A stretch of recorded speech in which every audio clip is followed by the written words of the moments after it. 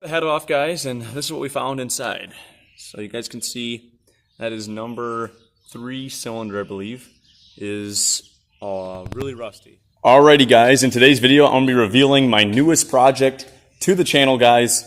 I'm going to reveal it in just a few seconds, but I picked this up last week, or I guess I paid for it last week Friday, and I got it delivered to my house this weekend.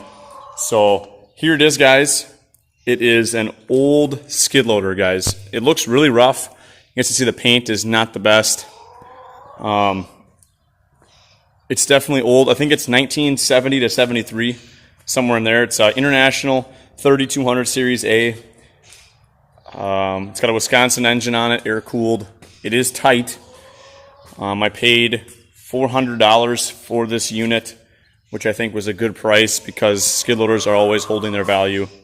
And hopefully I can get it unstuck. That would be awesome. You guys can see the vice grip on one of the control levers for the drive, but that's not a big deal. They all worked. They moved. The guy said he would guarantee the hydraulics do work. I guess it was used 2 years ago, but I've heard that story 100 times, so I never believe it anyways. But we're going to try to pull the plugs out. I just took the wires off and labeled them front and back on each side. This is a 4-cylinder, a VH4D Wisconsin. Somebody put an aftermarket muffler on it because I think they're supposed to have one out the side, I want to say, because you can't lift this off now.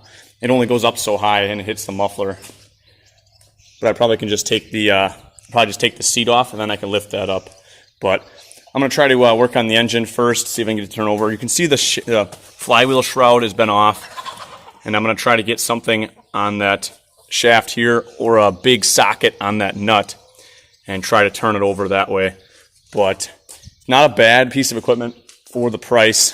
The tires obviously are worn, but I mean, what do you expect for $400 from 1970? But the way these work is the foot pedals down there are actually for the boom and the bucket. So I'm not sure which one does which, but I know that's for the bucket controls, and then obviously your hand levers are for the hydrostatic drive on the wheels. I believe it's 12-volt system, 4-cylinder, like I said.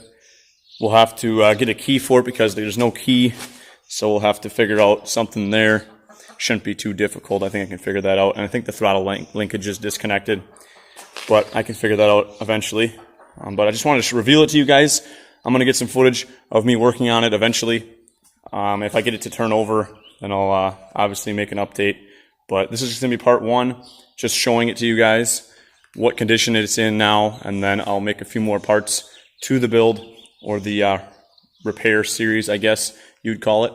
So really excited to dive into this thing. Hopefully it will run or turn over, would be great. But if it doesn't, and if it's too far gone and I can't fix it, these skid loaders are worth double what I paid for it in this condition, so I'll just resell it.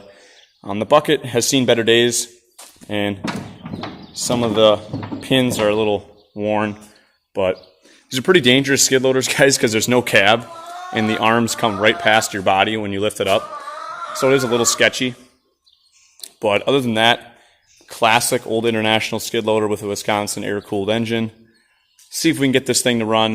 This is part 1. Dive into it. Hopefully you guys are as well. Leave a comment down below what you guys think. Was it a good buy?